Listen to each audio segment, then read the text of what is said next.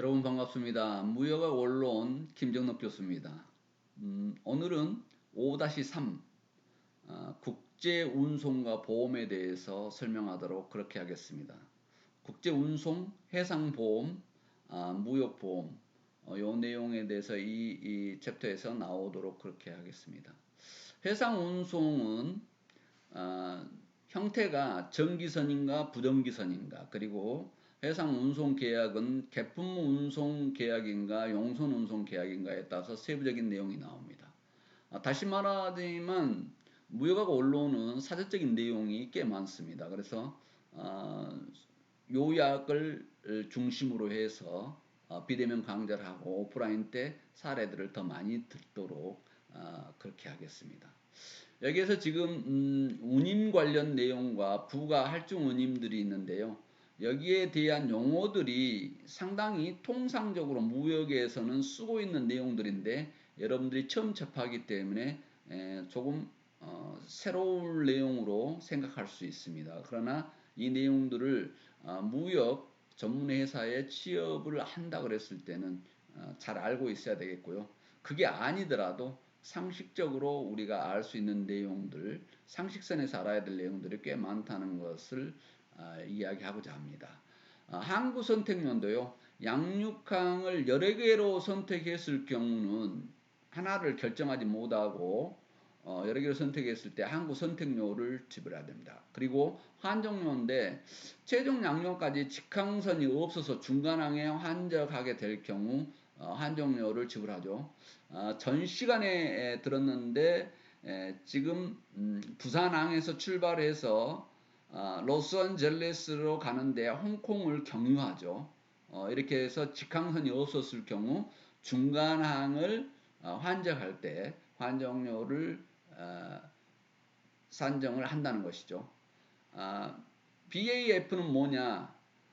연료 상승에 따른 부가료입니다.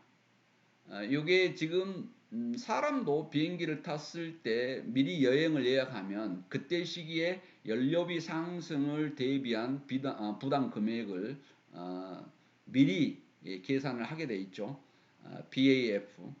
CAF는 환율 변동에 따른 부가료입니다. 왜냐하면 환율은 수시로 변하고 있기 때문에 변동에 따른 부가료를 CAF라 합니다. 그리고 중량 용접 할증 운임인데요. 일정한 중량이나 용적을 초과했을 경우에 할증 운임을 낼 수 있습니다. 개인도 마찬가지죠. 여행할 때 1인당 가지고 들어올 수 있는, 나갈 수 있는 무게를 초과했을 때는 할증 운임을 내게 돼 있죠. 장적 할증 운임인데요. 일정한 길이를 초과할 경우 장적 할증 운임을 넣습니다. 왜냐하면 길이가 길었을 경우 포장 단위에서 부담을 많이 가져갈 수 있기 때문에 할증 운임을 낼 수 있습니다. 예를 들자면 여러분들이 인터넷에서 가구를 구입했을 때 많은 금액의 배송료가 붙는 경우가 있습니다. 그런 경우 같은 경우는 일정 화물 크기에 초과했기 때문에 그런 내용들이 부담을 더 많이 가져갈 수가 있죠. 위험화물 할증 운임인데요. 전쟁 중인 국가로 운송됐을 때 이것도 위험화물 할증 운임이 되겠죠. 그 다음에 실제 위험화물의 경우 이런 경우도 위험화물 할증 운임이 있습니다. 왜냐하면 별도로 관리하거나 여러 위험 요인을 가지고 있기 때문에 그럴 수밖에 없습니다. 하역 재비용인데요. FO냐, FI냐, FIO냐 이 내용은 상식으로 무역에서 많이 쓰고 있습니다. 그래서 이 내용은 꼭 알아야 되는데요. 프리아웃이냐, 프리인이냐, 프리인 앤드 아웃이냐 하는 내용이 있죠. 하주는 도착항에서 화물을 양육하는 데 드는 비용만 부담하고 하주는 양육하는 데 비용을 부담하고 선정항에서 선정하는 데 드는 비용은 선박회사에서 부담하는 조건을 FO라고 한다. FI는 F와 반대다 생각하면 되겠습니다. 하주는 선정항의 물품을 선정하는 데 드는 비용만 부담하고 도착항의 양육 비용은 선박회사에 부담하는 조건입니다. FIO는 선박의 물품을 선정하는 비용과 양육하는 데 드는 비용을 하주가 공이 부담하는 것입니다. 그래서 양쪽을 다 공이 부담하는 것 FIO라 한다. 그 다음에 선화증권인데요. 많이 나온 단어죠. 선화증권에서는 상식시험에도 우리가 많이 나온 걸 볼 수가 있습니다. 운송계약의 체결 사실을 증명하는 증거서류. 딱 이렇게 이야기하면 됩니다. 운송계약의 체결 사실을 증명하는 서류가 선화증권이다 이렇게 생각하시면 되겠죠. 선화증권. 선적된 화물의 수지증이자 선적 화물 수량과 상태에 관한 명세서가 적혀 있습니다. 그리고 권리증이자 채권 증권이다 이렇게 생각하시면 됩니다. 그래서 선화증권은 우리가 기본적인 증거 서류라는 것을 이해하고 있으면 되겠습니다. 선화증권의 종류도 이렇게 여러 가지가 있습니다. 참고로 이 내용들을 알고 있으면 되겠죠.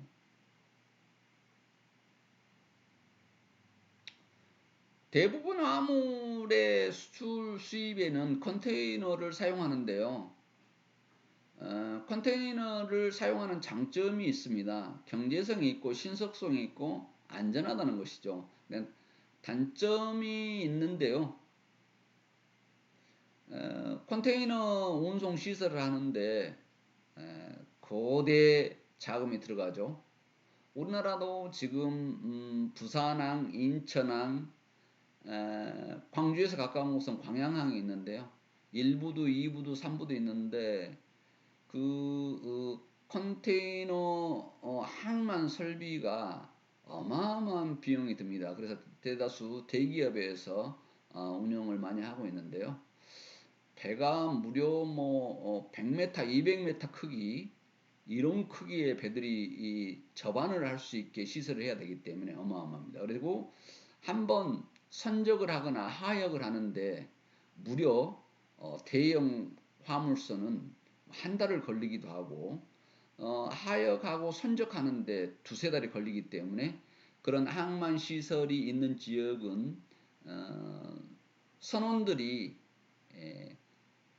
하역하고 나서 선적할 때까지 머물러야 되는 숙박시설이 있어야 되는데 상당히 장기간이기 때문에 평소 생활 수준의 내용을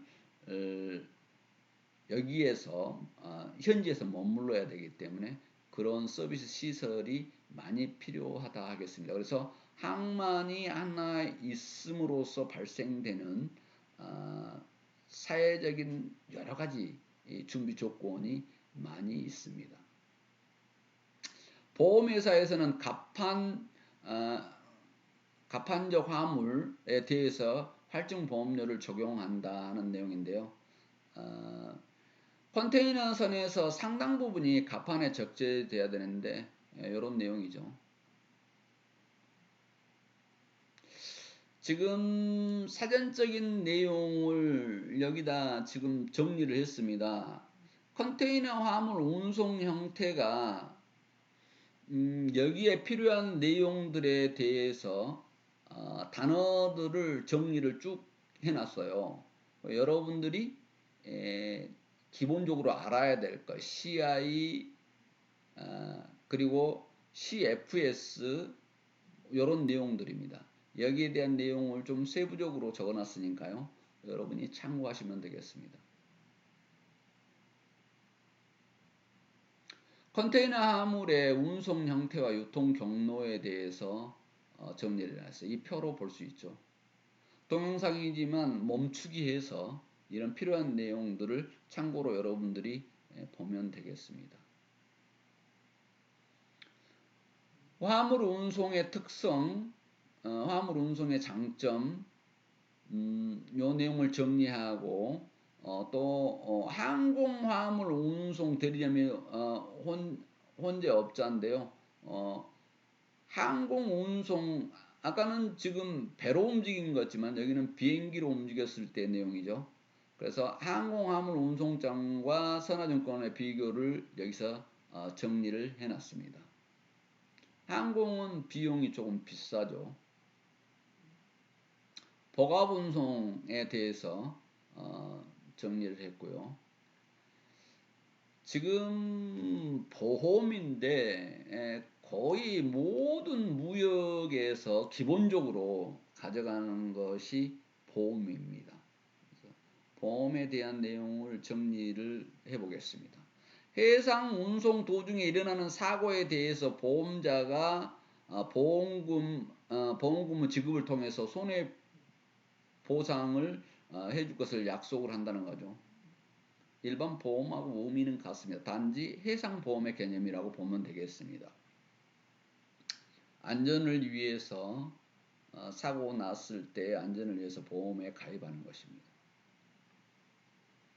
해상보험의 주요 용어들을 한번 살펴보죠. 보험자, 당연히 알겠죠. 보험금을 지급할 의무를 가진 자를 보험자라고 합니다. 보험계약자, 계약을 체결하고 지불하는 자. 피보험자, 피보험 재산에 손해가 발생하면 보험자로부터 보상을 받은 자예요.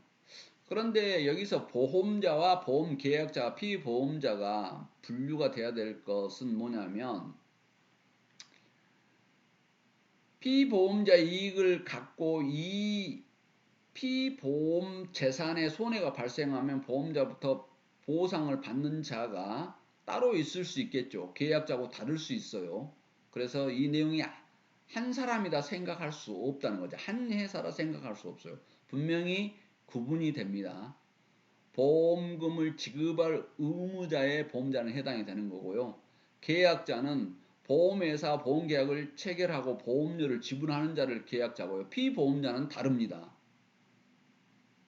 그래서 보험 목적물에 대하여 경제적 이해관계가 있는 사람이죠. 그래서 손해가 발생하면 보험자로부터 보상을 받는 자를 피보험자라 합니다. 사람 보험하고 유사한 보험 단어다 생각을 해도 문제는 없다 하겠습니다.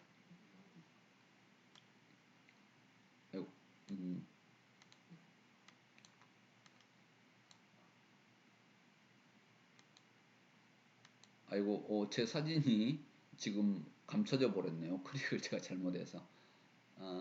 피보험 이익에 대해서 정리해 놨는데요. 피보험 이익의 효력을 인정받기 위해서 하는 건데, 합법성, 경제성, 확실성이 있겠습니다.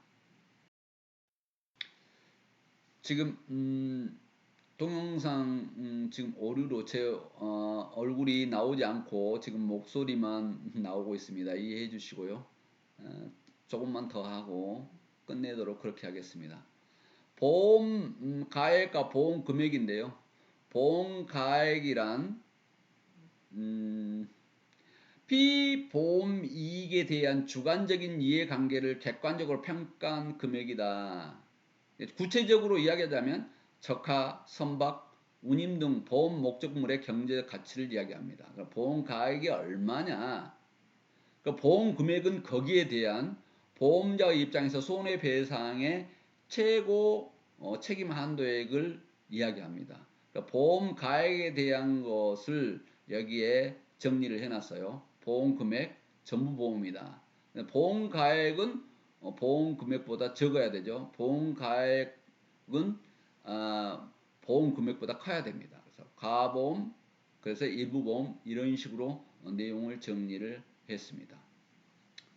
보험료는 굳이 설명을 할 필요가 없겠습니다만, 그래도 사전적인 내용을 정리해 보죠. 손해를 보상할 것을 약속하는 대가로 보험 계약자로부터 징구하는 금액이다. 보험금은 보험자가 피보험자에게 보상하는 지급 금액이다. 보험료, 보험금을 이해 못한 사람은 없겠죠. 그 다음에 보험의 주요 원리인데요. 피보험자의 고지 의무가 있고 담보 의무가 있고 근인주의가 있다 하는 내용입니다. 해상 손해는 보통 전손, 토탈 로스, 전체가 손실이 나는 거, 현실 전손인가 추정 전손인가 하는 부분이죠. 분손, 부분 손실이 일어나는 것, 공동훼손 이런 식으로 구분이 됩니다. 해상보험에서 이렇게 구분이 되는데요. 굳이 이 내용을 모든 것을 파악할 필요까지는 없습니다. 왜냐하면 보험 자체가 다 정리가 되어 있기 때문에. 그러나 우리가 단어는 이해해야 된다는 것이죠. 그 다음에 해상보험인데요.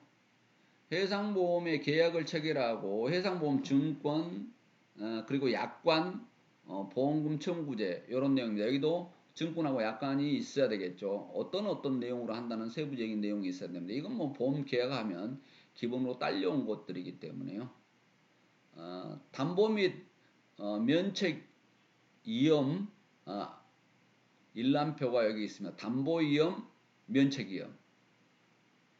이 내용을 세부적으로 지금 이 표에 정리해 놨습니다. 시간이 걸리기 때문에 여러분들이 참고하시고요. 자세히 보고 싶으면 동영상을 멈추고 이 페이지를 캡처해도 되겠습니다. 무역보험의 수출보험 담보위험인데 비상위험, 신용위험이 있고요. 수출보험 기능들에 대해서 정리를 했습니다. 수출보험 종류는 단기성, 중장기성, 기타 보험 종류 및 서비스들이 있다는 것을 참고로 여러분이 알면 되겠습니다. 지금 수입보험의 세부 종목인데요. 지원 제도별 무역보험 운용 종목에 대해서 여기 정리를 해놨습니다. 여러분 국제운송과 보험에 대해서 수업을 듣느라고 고생했습니다. 비대면 계좌 강의 듣느라고 고생이 많은데요. 건강관리 잘 하시고 지금 다음 주 한 주가 더 남았습니다. 지금 6주차 강의에서 다시 한번 더 비대면으로 여러분을 만나고 그리고 이제 비대면 강좌가 끝난 다음에 오프라인 강의에서 여러분과 즐거운 시간 갖겠습니다. 너무 딱딱하고 요약 정리하다 보니까 재미없었을 것입니다. 수고 많으셨습니다.